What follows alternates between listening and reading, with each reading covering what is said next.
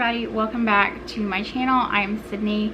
If you are new here, I am a Poshmark seller. I make a lot of videos about selling items on Poshmark and making money online. I've been selling on Poshmark for about 5 years now, and I was a closet consultant at PoshFest. So I welcome you to my channel if you are new. In this video, I'm going to tell you 5 things that you need to know about Poshmark.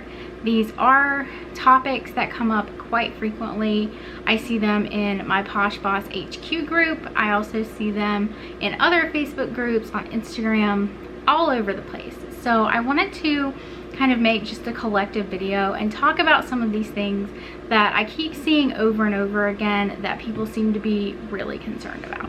The first thing I want to talk about is that you can use your own shipping supplies. So I see this asked pretty frequently about what shipping supplies you can use. So in terms of the USPS shipping supplies, you can use any of the boxes as long as they don't say express on them. You can use the regular mailing boxes, you can use the flat rate boxes, you can use the regional boxes. They just cannot say express on them. And actually on the label now, Poshmark has a little disclaimer that explains to the postal workers that you can use these supplies. And I will say, just a little disclaimer, it is ultimately up to the post office if they want to allow you to use these supplies or not. I know that's frustrating because Poshmark has this contract with the post office, but some postal workers are just not aware of Poshmark or the contract or anything like that. So usually I just take my stuff to the post office and put it in the drop box to avoid any conflict. That being said, you can also use your own shipping supplies. I like to use my own poly mailers to mail things just because they look a little bit better as long as I'm not mailing out any heavy packages or anything like that. Things like shoes and bulkier items, I still use the USPS boxes, but anything that's really lightweight, I will use my own poly mailers. I will link some down in the description box below for you so that you can see some examples of those. But they are pretty cheap and they just make your packages look better.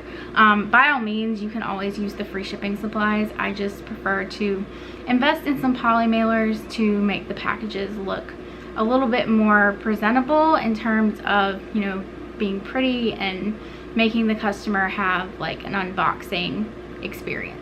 Next topic I want to talk about is items do not have to be new with tags to sell. This is the great thing about Poshmark, is you can pretty much sell any type of item on Poshmark as long as it falls within the guidelines, but items do not necessarily have to be brand new to sell. So I see a lot of people going out and doing retail arbitrage and things like that, and they end up paying a lot of money because they are trying to get items that are new with tags because they feel like they will be more likely to sell. And I personally would rather not put that much capital into one item just because it's new with tags. I would rather take that money and go to the thrift store and be able to buy multiple items to make exponentially more profit on, whether they are new or used. A lot of times I find new items at the thrift store with tags on them. So I find it really hard to go out and do retail arbitrage and spend a lot of money where you're putting so much more capital into one individual item when you could go to Goodwill and buy multiple items and multiply your profits.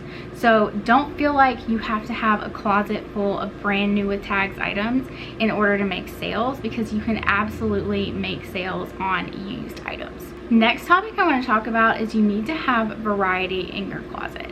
I see a lot of people who are only trying to sell one type of item, whether it's just selling women's clothes or just selling kids clothes, or, you know, just selling tops or just selling dresses.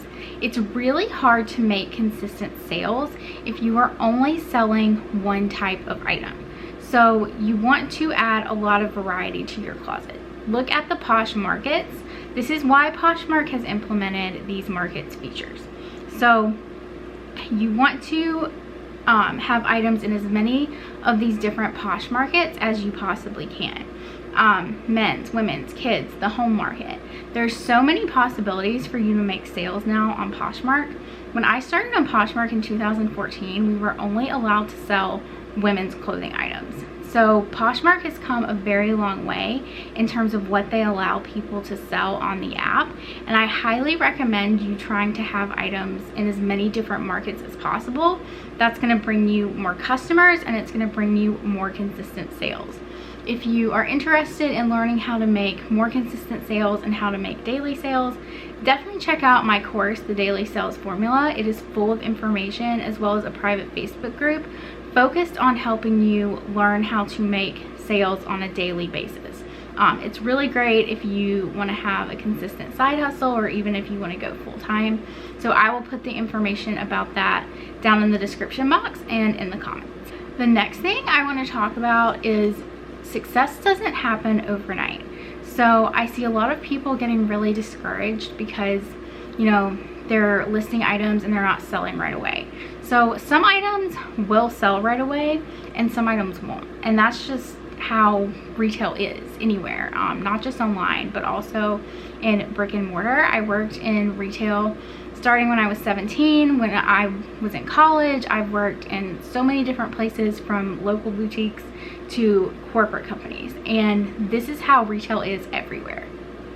So you don't want to get discouraged if, you know, you're not seeing the results you want right away. Poshmark takes a lot of consistency and a lot of work. It's not hard work, but it does take you working at it consistently in order to see consistent results. So don't get discouraged, especially if you're just starting out and you're trying to figure out what to sell and how to use the app. You know, nobody learned what they were doing overnight. So you don't want to be so hard on yourself to where you talk yourself out of selling, because that's going to keep you from making money.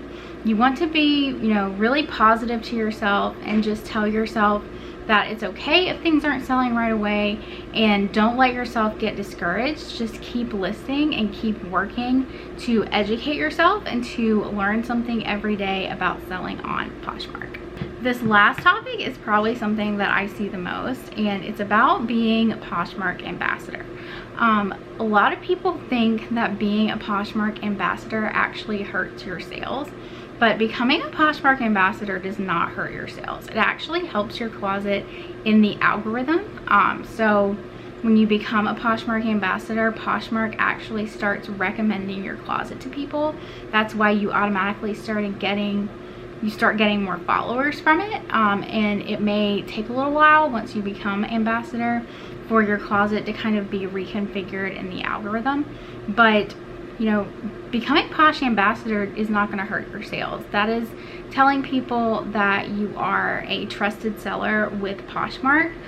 It's telling people, you know, you have met all of these criteria that are on the Posh Ambassador checklist, and that you are working to be professional with your business and professional with your selling. So don't get discouraged about being a Poshmark ambassador. Definitely opt into being a Poshmark ambassador when you fulfill all of the criteria. And one tip I have for you is, when you become Poshmark ambassador, don't stop doing all of the things on the Poshmark ambassador checklist. I think this is a huge issue that people have. Before they're Poshmark ambassador, they are doing all of the things on this list every day to try and meet the criteria to become a Poshmark ambassador. And then when they actually become a Poshmark ambassador, they stop. But you actually need to keep doing these things that are on the Poshmark ambassador checklist. That is what is going to keep your closet active and keep you favored by the Poshmark algorithm. So use that checklist as kind of a guide in terms of what you need to be doing every day, you know, sharing, listing, things like that. And, you know, really implement that into your Poshmark routine. So these are the 5 topics that I wanted to cover, and just kind of answer any questions that I see people having about these topics. If you do have any other questions, leave them down in the comments for me. I'm happy to hear from you and to try and answer them the best that I can. Thank you guys so much for watching, and I will see you in the next